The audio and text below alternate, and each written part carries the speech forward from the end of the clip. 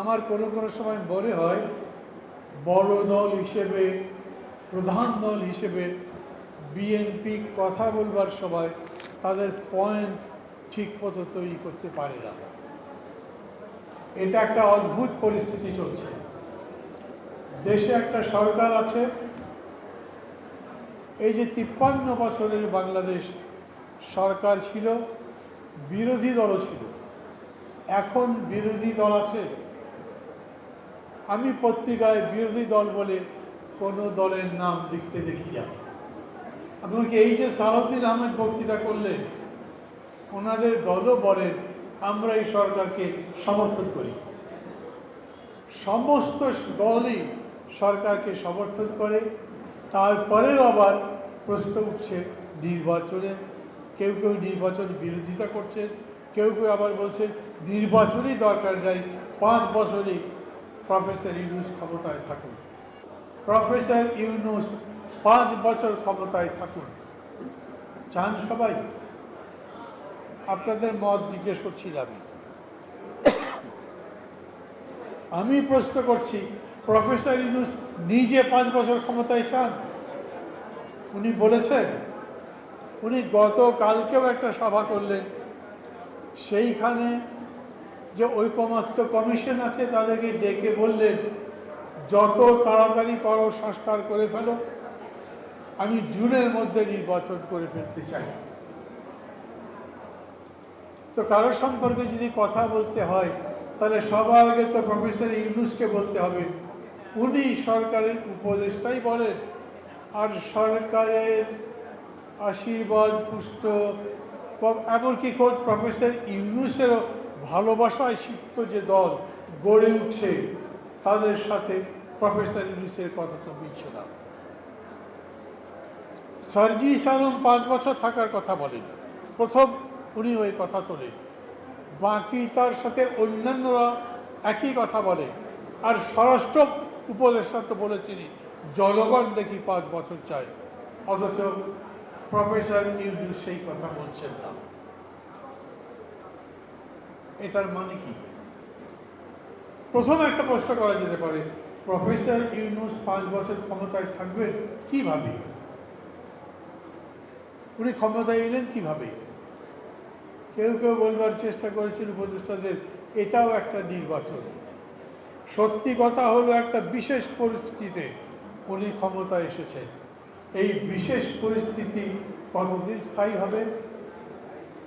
আইয়ুব খানও একটা বিশেষ পরিস্থিতিতে এসেছিলেন, হোসেন মোহাম্মদ এরশাদ একটা বিশেষ পরিস্থিতিতে ক্ষমতায় এসেছিলেন, 1/11 যারা কুশীলব তারা বিশেষ পরিস্থিতি তৈরি করে ক্ষমতায় এসেছিলেন, কিন্তু বিশেষ পরিস্থিতি থাকেনি।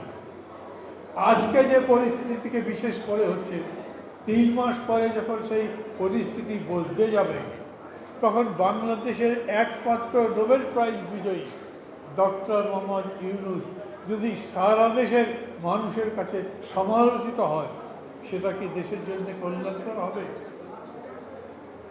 আমি মানি 8 মাস ক্ষমতায় থাকবার কালে বা দায়িত্বে থাকবার কালে দেশ মোটামুটি চলছে, বড় কোনো দেশের মধ্যে বিপত্তি হয়নি।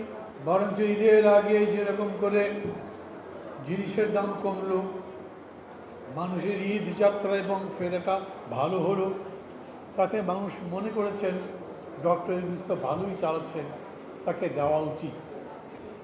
ডক্টর ইউনূসের যদি অত ভালো যোগ্যতা থাকে, উনি যদি দেশ ঠিক মতো চালাতেই পারেন, আমি তার যোগ্যতা নিয়ে চ্যালেঞ্জ করছি না, কিন্তু উনি সেরকম যদি চালাতে পারেন, উনি নিজে 3 দিন আগে টেলিভিশন ইন্টারভিউ বললেন আমি এই কাজের যোগ্য নই, এটা আমার কাজ নয়, আমার যে কাজ আমি সেই জায়গায় ফিরে যেতে চাই।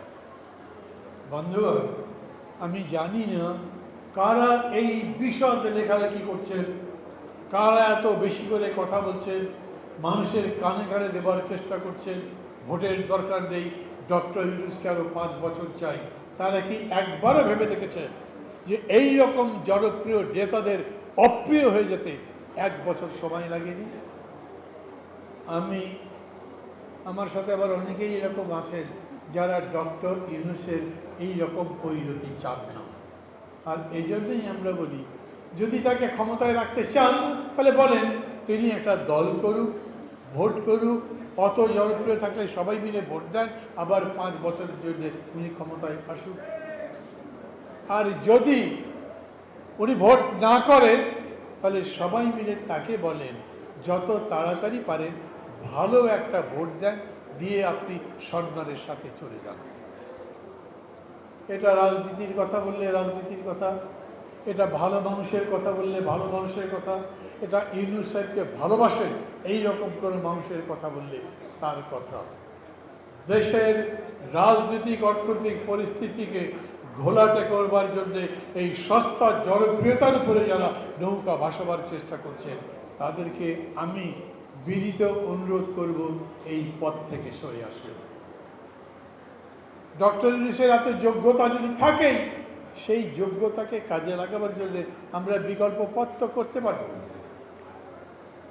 উনি তার এই কাজ এই সেবা অন্যভাবে দিতে পারবেন না।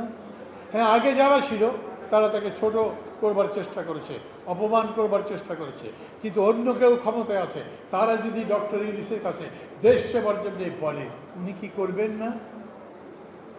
বন্ধুরা আমার, এই আগস্ট অভ্যুত্থানের সবচাইতে বড় একটা ব্যর্থতা হচ্ছে এর শিক্ষা অন্যান্য বারের মতোই সবার কাছে সমানভাবে পৌঁছায়নি। তা যদি পৌঁছাতো তাহলে তারা বলতেন রাজনীতির এই ছোট লোকই বাদ দেওয়াটাও অগাস্ট অভ্যুত্থানের একটা শিক্ষা। কাউকে ছোট করবার প্রবণতার বিরুদ্ধে দাঁড়ানো, বরঞ্চ মানুষকে বড় করা, দেশকে বড় করা, অর্থনীতিকে আরও চাঙ্গা করা, মানুষের কল্যাণ করা, যাতে দেশ সামনের দিকে যেতে পারে, সারা পৃথিবীর বুকে মাথা তুলে দাঁড়াতে পারে, গর্বের সঙ্গে বলতে পারি আমাদের এই দেশ অন্য কোনো দেশের চাইতে ছোট নয়।